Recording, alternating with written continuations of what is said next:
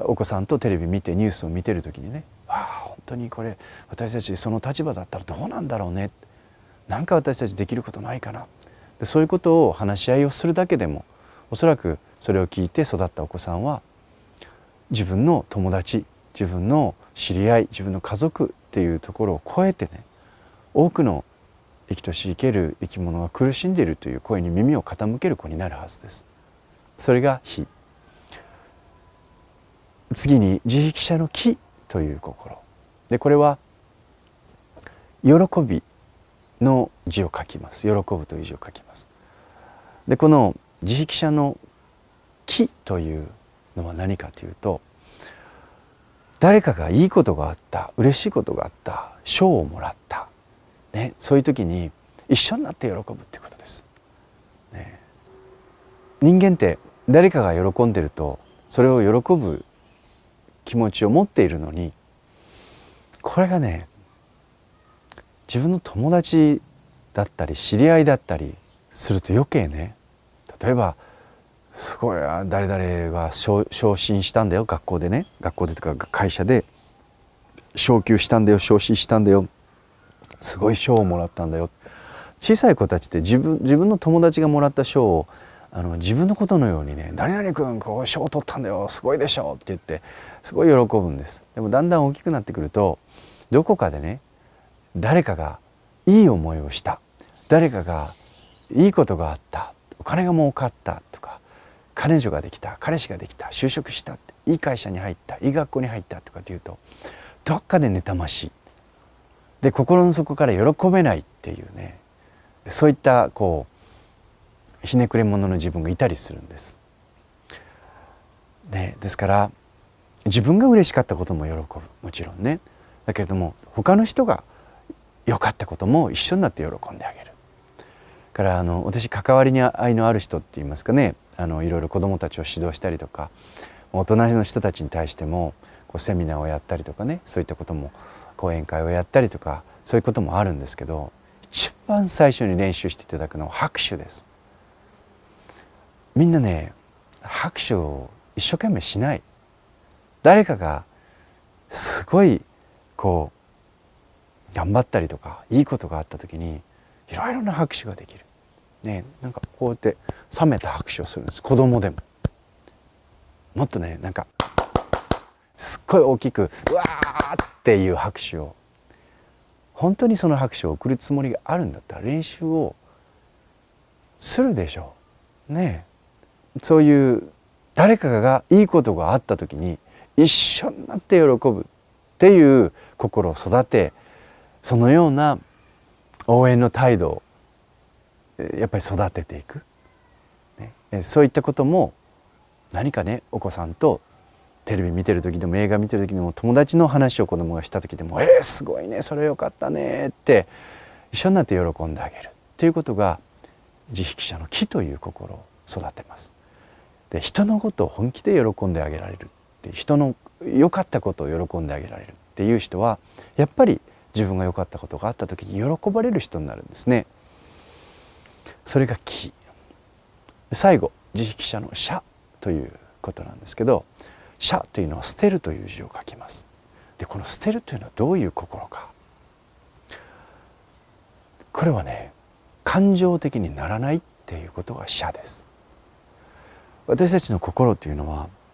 私たちの身の回りで起きる日々のいろいろなことごとに対して常に反応します。ね、何か悪口を言われればすぐキーッとなってカーッとなってなんかピクピクとかなるわけです。この辺がね、ムってなるわけですよ。で、何か嬉しいことがあると当然それはやっぱり嬉しい、ね、だけれどもいろいろなことに一喜一憂しすぎると私たちの心というのは冷静な判断を失うんです。例えばテレビで誰々がこうだとか、よく芸能人の人なんかね噂をされたりして出ますよね。でもそれをね、やっぱりね、人の噂とかテレビの中のゴシップもそうですけれども、人に不幸があったり嫌なことがあったりいろんなマイナスのことがあったり、日常生活があまりにももうつまらないので、いいことによりも悪いことの方がいろいろ噂になりやすかったりするんですよ。でほんのちょっとのことをこんなに騒ぎ立てるっていう風潮が世の中にありますでしょ。でこういうことにもういちいち引っかかって自分の感情っていうものを大きく揺さぶられて、自分が本来なすべきこととか冷静に物事をきちんと判断するとかいうことができなくなる。でこれは心を育てるということにならないんです。だから捨というのはそういった意味で、捨てるという字を書きますけれども、余計な自分の周りの刺激に振り回されて心の波風を余計に立てないっていうことですね。変な噂に巻き込まれる必要はない。誰かが何か変なことを言ってても、ね、他人が例えば誰かの悪口を言ってる、自分の悪口を言ってる、ね、でも私いつも言うんですけれど、特に子供たちとかでね、こういうこと言われてこういうこと言われてこういうこと言われてって言うんです。でもね、なんかこう人より突出したことをやってたり目立ったことをするとみんな言うんですよ。でもそれはいい。そこにいちいち引っかかる必要はないんです。ね、だけど自分が言う側に回ってはいけない。ね、だから言われるのはいいんです。勝手に言わせとけば。でも自分が人の根拠のない噂とかね、そういうことに関して言うっていう立場になるっていうことは捨の心が育ってないからなんです。いちいちその自分でよく見たわけでもない、確認したわけでもない、他の人に「お前その人と喋ったことあんのか?」っていう話いっぱいあるでしょ。お前それちゃんと見たのかよって。私もいろんなことをいろんなところで言われるんですけど、こうやってねビデオで喋ってるとお坊さんからも言われたりもしますし、いろんな人たちもなんか偉そうなこと言ってくれるんですけど、お前見たのかよって話ねえ、喋ったことあるのかよっていう。で自分が本当にきちんといつもお付き合いしてる人から何か言われたら、それはやっぱり私もちゃんと聞いた方がいいと思うね。だけど自分が喋ったこともない人、まともに口聞いたこともない人が何言おうか関係ないでしょう。あなた私と喋ったことあるの？私の普段の生活見たことあるの？一面だけを捉えていろんなことを言う、いろんなことに振り回される、ね、そのような人っていうのは心が育ってないんです、ね、ですから捨の心っていうのは冷静にいろいろな周りの噂話とか自分の感情っていうものに